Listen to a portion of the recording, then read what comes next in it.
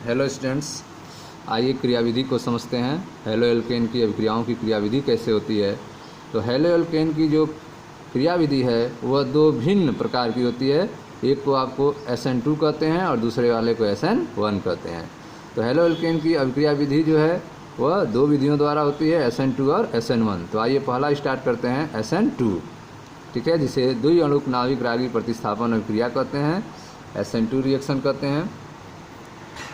Methyl chloride तथा hydroxide ion की अभिक्रिया, ठीक है, मेथिल क्लोराइड और हाइड्रोक्साइड आयन की अभिक्रिया आपको समझना है।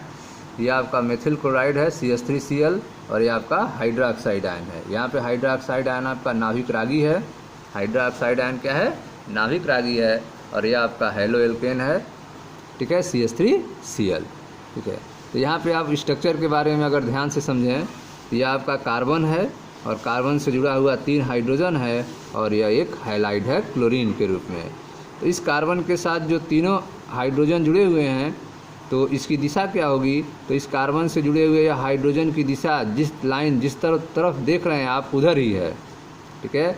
और यह आप देख रहे हैं जो डॉटेड लाइन से दिखा गया है इस हाइड्रोजन, तो इस कार्बन के ठीक पीछे है। इस कार्बन के ठीक पीछे जो है हाइड्रोजन जुड़ा हुआ है, उसको डॉटेड लाइन से दिखाया गया है। और यह एक आप गाढ़ा लाइन देख रहे हैं, इसका मतलब है इस कार्बन से यह हाइड्रोजन जो है ठीक सामने की तरफ जुड़ा हुआ है, ठीक सामने है, ठीक है।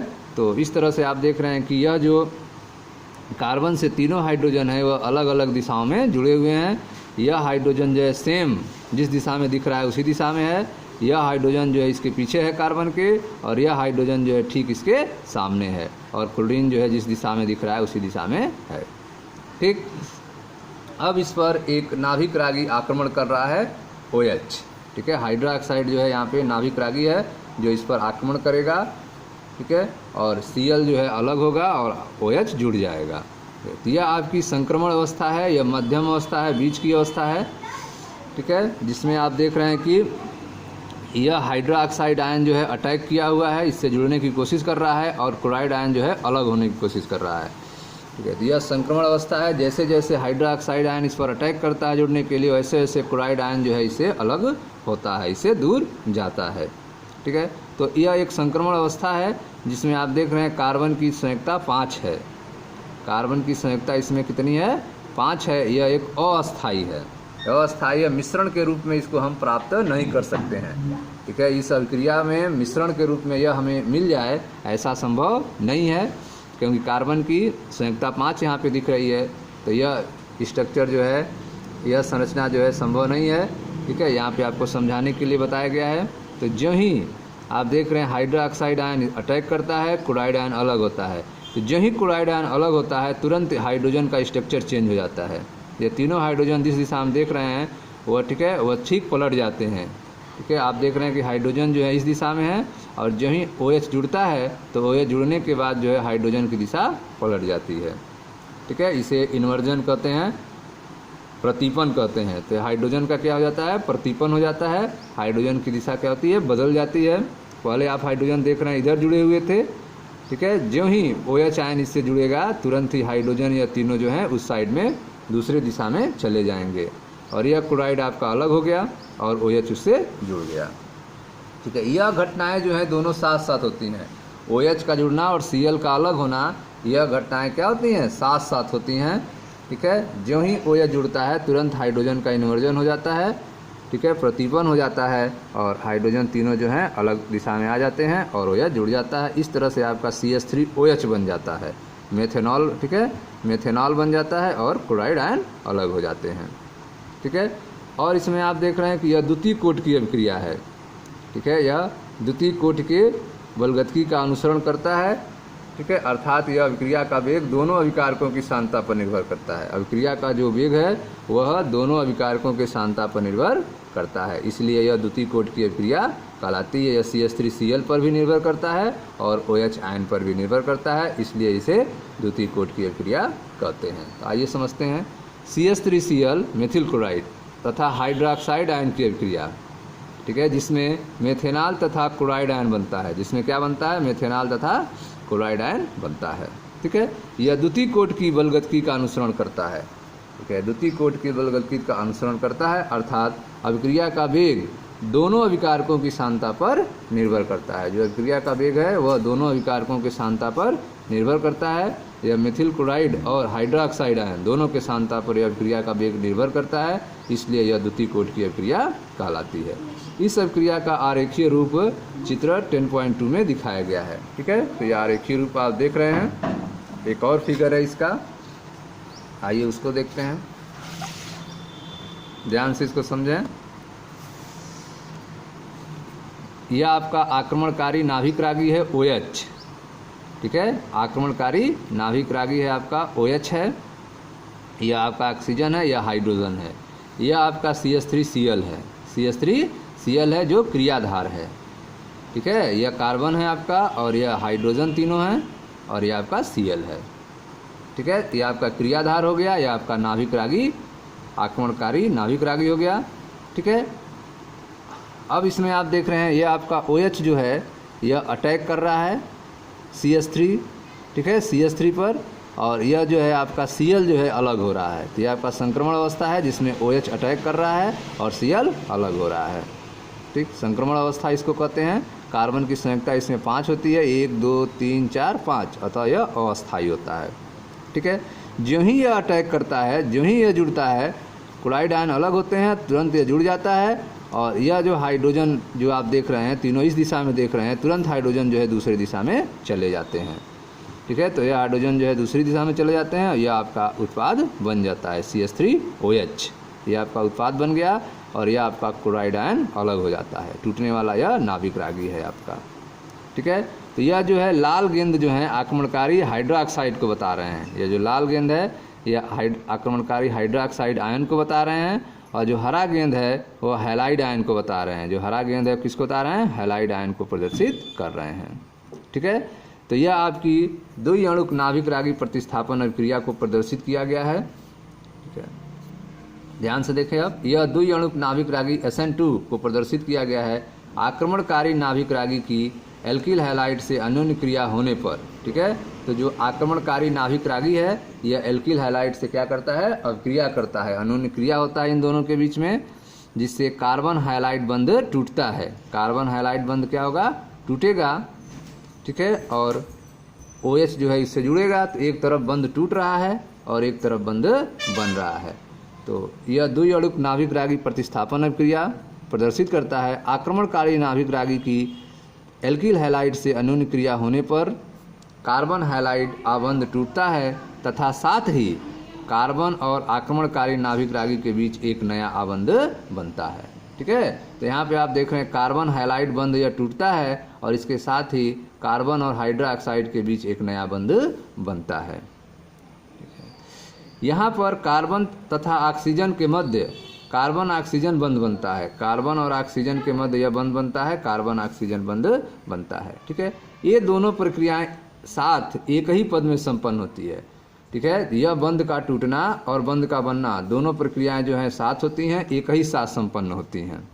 ठीक है, इसमें कोई मध्यवर्ती नहीं बनता है, कोई मध्यवर्ती नहीं बनता है। ये दोनों प्रक्रियाएं एक साथ एक ही पद में संपन्न होती हैं तथा कोई मध्यवर्ती नहीं बनता है। ठीक है, जैसे जैसे अभिक्रिया प्रगति करती है तथा आने वाला नाभिक रागी एवं कार्बन परमाणु के मध्य आबंध बनना प्रारंभ हो जाता है। ठीक है, तो जैसे जैसे यह अभिक्रिया आगे बढ़ेगी, क्लोराइड आयन अलग हो रहा है, और यह जो हाइड्रोक्साइड आयन है इसके साथ कार्बन के साथ जो है क्या कर रहा है? बंध बना रहा है। ठीक है, वैसे वैसे क्या होता है? जैसे जैसे अभिक्रिया प्रगति होती है तथा आने वाला नाभिक रागी और कार्बन परमाणु के मध्य आबंध बनना प्रारंभ होता है, कार्बन परमाणु और अवशिष्ट समूह के मध्य आबंध दुर्बल होने लगता है। तो कार्बन परमाणु यह जो अवशिष्ट समूह क्लोराइड आयन है इसके मध्य वाला बंध क्या होता है? दुर्बल होने लगता है, और OH और कार्बन के बीच का मध्य प्रबल होने लगता है। ठीक है, यहाँ पर बंध बनने लगता है और यहाँ पर बंध टूटने लगता है। ठीक है, जैसे ही ऐसा होता है क्रियाधार के कार्बन हाइड्रोजन बंध आक्रमणकारी नाभिक रागी से दूर होने लगते हैं। ठीक है, तो यहाँ पर देख रहे हैं कि जैसे ही ऐसा होता है क्रियाधार के कार्बन हाइड्रोजन बंध आक्रमणकारी नाभिक रागी से दूर होने लगते हैं। ठीक है, तो यह जो हाइड्रोजन बंध है कार्बन का। जैसे जैसे यह हाइड्रोक्साइड इससे बंध बना के जुड़ने लगेगा और यह आपका जो क्लोराइड आयन है इससे अलग होने लगेगा, यह जो हाइड्रोजन बंध इससे जुड़े होंगे यह दूर होने लगेंगे, यह दिशा अपना बदलने लगेंगे।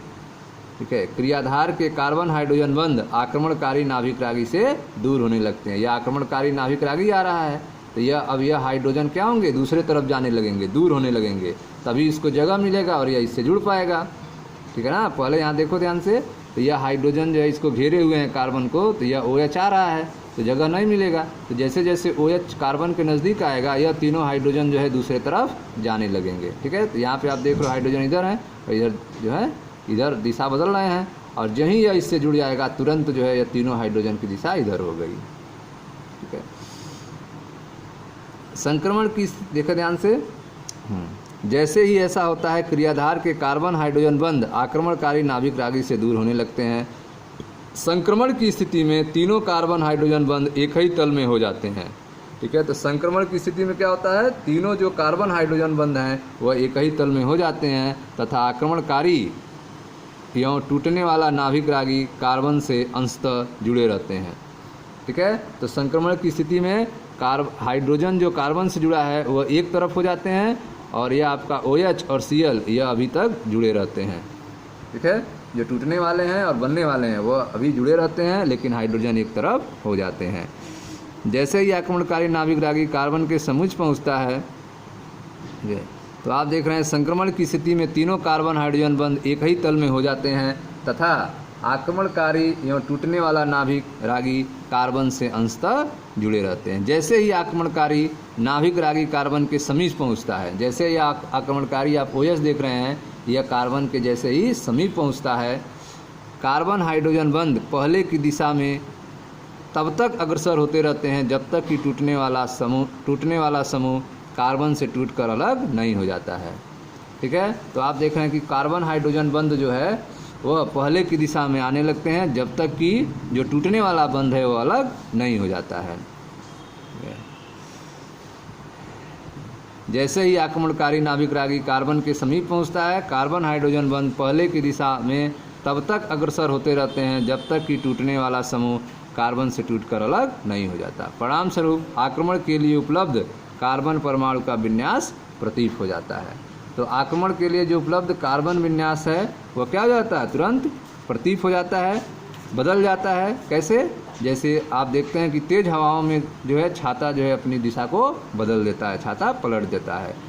ठीक है, जब तक टूटने वाला समूह कार्बन से टूटकर अलग नहीं हो जाता, परिणाम स्वरूप आक्रमण के लिए उपलब्ध कार्बन परमाणु का विन्यास प्रतीप हो जाता है। ठीक उसी प्रकार जिस प्रकार से तेज हवाओं में छाता अंदर की ओर से बाहर उलट जाता है, जैसे आप देखते हैं तेज हवाओं में छाता क्या होता है, अंदर से बाहर की उलट जाता है, उसी तरह यह जो तीनों हाइड्रोजन हैं, ठीक है, यह टक्कर होने के बाद जो है जब यही यह जुड़ता है तुरंत यह जो है तीनों हाइड्रोजन जो है दिशा पलट देते हैं, उलट जाता है। इसके साथ ही अवशिष्ट समूह निकल जाता है। ठीक है, जो ही यह दिशा पलटते हैं तुरंत यह क्लोराइड आयन अलग हो जाता है और यह जुड़ जाता है। ठीक है, इसके साथ ही पलट जाता है, इसके साथ ही अवशिष्ट समूह निकल जाता है। इस प्रक्रिया को विन्यास का प्रतीपन कहते हैं। इस प्रक्रिया को क्या कहते हैं, विन्यास का प्रतीपन कहते हैं। ठीक है, संक्रमण अवस्था में कार्बन परमाणु एक ही समय पर आने वाले नाभिक रागी और निकलने वाले अवशिष्ट समूह दोनों के साथ जुड़ा होता है। तो संक्रमण अवस्था में आप देख रहे हैं कि एक ही समय पर कार्बन जो है वह आने वाले नाभिक रागी के साथ और निकलने वाले क्लोराइड आयन अर्थात अवशिष्ट समूह के साथ जुड़ा रहता है, और इस समय कार्बन की संयोजकता कितनी होती है, 5 हो जाती है। ठीक है, संक्रमण की अवस्था में कार्बन परमाणु एक ही समय पर आने वाले नाभिक रागी तथा निकलने वाले अवशिष्ट समूह दोनों के साथ जुड़ा रहता है। अतः संक्रमण अवस्था में कार्बन परमाणु एक साथ 5 परमाणुओं से आबंधित रहता है। एक साथ कितने परमाणु जुड़ा रहता है, 5 परमाणुओं से आबंधित रहता है। इस प्रकार की संरचना अस्थायी होती है। ठीक है, इस प्रकार की संरचना क्या होती है, अस्थायी होती है तथा इसे यौगिक के रूप में अभिक्रिया मिश्रण से अलग नहीं किया जा सकता है। ठीक है, तो कार्बन की संयोजकता जो है 5 होती है और इसको जो है आप यौगिक के रूप में मिश्रण से अलग नहीं कर सकते हैं। ठीक है, आगे देखें। चूँकि इस अभिक्रिया में नाभिक रागी अवशिष्ट समूह युक्त कार्बन परमाणु के निकट आता है, ठीक है। तो आप देख रहे हैं कि जो नाभिक रागी है वह कार्बन परमाणु के क्या होता है, निकट आता है। क्योंकि इस अभिक्रिया में नाभिक रागी अवशिष्ट समूह युक्त कार्बन परमाणु के निकट आता है, अतः इस कार्बन परमाणु पर अथवा उसके निकट उपस्थित स्थूल समूह प्रभावशाली अवरोध उत्पन्न करता है। ठीक है। तो आप देख रहे हैं कि जो नाभिक रागी OH है वह CH3Cl के नज़दीक आता है। ठीक है, CH3Cl के नज़दीक आता है। तो जो तीनों हाइड्रोजन हैं वह क्या करते हैं, OH को रोकते हैं। तीनों हाइड्रोजन जो हैं OH को रोकते हैं, जिसको क्या कहते हैं, जिसको निरोधक प्रभाव कहते हैं। निरोधक प्रभाव कहते हैं। तो ये हाइड्रोजन जो है उस पर प्रभावशाली अवरोध का काम करते हैं, अर्थात निरोधक प्रभाव उत्पन्न करते हैं। ठीक है। तो निरोधक प्रभाव के आधार पर अगर हम देखें कि यह आक्रमण जो है किसमें तेज होगा किसमें स्लो होगा, तो जिसके पास जो है CH3R ग्रुप जो है ज़्यादा होगा उसमें आक्रमण जो है कमज़ोर हो जाएगा, और जिसमें R ग्रुप कम होगा उसमें आक्रमण तेज होगा। ठीक है, क्योंकि निरोधक प्रभाव उसमें कम लगेगा, और जिसमें R ग्रुप ज़्यादा होगा उसमें निरोधक प्रभाव ज़्यादा होगा। ठीक है, इसी को आपको समझना है। क्योंकि इस अभिक्रिया में नाभिक रागी अवशिष्ट समूह युक्त, ठीक है, नाभिक रागी अवशिष्ट समूह युक्त कार्बन परमाणु के निकट आता है।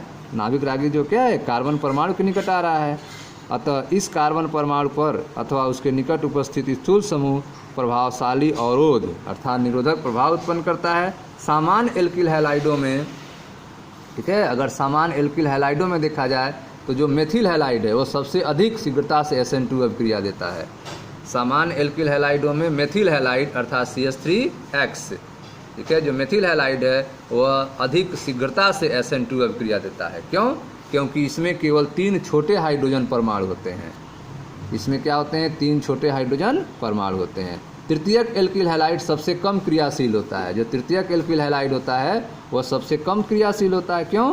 क्योंकि स्थूल समूह आगमनकारी नाभिक रागी के लिए अवरोध उत्पन्न करते हैं। जो स्थूल समूह होते हैं 3 इसके पास, तृतीयक एल्किल हैलाइड के पास, वह आने वाले नाभिक रागी के रास्ते को रोकते हैं, अवरोध उत्पन्न करते हैं। ठीक है, अतः अभिक्रियाशीलता का क्रम निम्नलिखित होगा। प्राथमिक हैलाइड जो होगा वो सबसे तेज रिएक्शन करेगा, उसके बाद द्वितीयक हैलाइड, और सबसे स्लो करेगा तृतीयक हैलाइड। ध्यान से समझें, यह आपका मेथिल हैलाइड है, यह SN2 रिएक्शन सबसे तेज करता है। क्यों? क्योंकि इससे जो कार्बन से जुड़ा हुआ यह हाइड्रोजन है, यह छोटे ग्रुप छोटे होते हैं। ठीक है, और यह न्यूक्लियो जो नाभिक रागी आ रहा है उसके जुड़ने के लिए जगह मिल जाता है, और ये इस तरह से आके आक्रमण करके इससे जुड़ जाता है। ठीक है, अब यहाँ पे देखें, अब एक R ग्रुप पर अगर आ जाए, CH3CH2X हो जाए, ठीक है, तो यह जो है इसका निरोधक प्रभाव होने लगेगा, यह रोकने लगेगा, तो इसकी रफ्तार क्या हो जाएगी, स्लो हो जाएगी। तो प्राथमिक एल्किल हैलाइड की रफ्तार जो है स्लो हो गई। अब यहाँ पे द्वितीयक एल्किल हैलाइड देखें, तो द्वितीयक एल्किल हैलाइड में आप देख रहे हैं कि 2 R ग्रुप है, CH3CH3CH है, CX, ठीक है, तो यहाँ पे 2 R ग्रुप हैं जो इसके रास्ते को रोकने का काम कर रहे हैं, तो इसकी रफ्तार और स्लो हो जाएगी। अगर तृतीयक में देखें, तृतीयक एल्किल हैलाइड में, तो आप देख रहे हैं कि ये रास्ते को एकदम रोक दिए हैं, नाभिक रागी को अंदर आने नहीं दे रहा है, क्योंकि यह 3 लोग जो हैं CH3 इस न्यूक्लियोफाइड नाभिक रागी को रोक रहे हैं। अतः सबसे स्लो रिएक्शन किसमें होगा, तृतीयक हैलाइड में होगा। किसके कारण? निरोधक प्रभाव के कारण, अवरोध के कारण। यह नाभिक रागी को अंदर आने नहीं दे रहा है कार्बन के पास। ठीक है, तो सबसे फास्ट रिएक्शन किसके साथ होगा, SN2 प्राथमिक हैलाइड के साथ होगा, और प्राथमिक हैलाइड से पहले किसके साथ होगा, मेथिल हैलाइड के साथ होगा। ठीक है, तो मेथिल हैलाइड का जो रिएक्शन यहाँ पे दिया देखेंगे 30 दिया हुआ है, सबसे तेज है। उसके बाद एथिल का 1 है, ठीक है, प्राइमरी एथिल, प्राथमिक एथिल का 1 है, और आइसोप्रोपिल सेकेंडरी इसका 0.02 है, और तृतीयक ब्यूटिल का आप देख रहे हैं एकदम 0 है।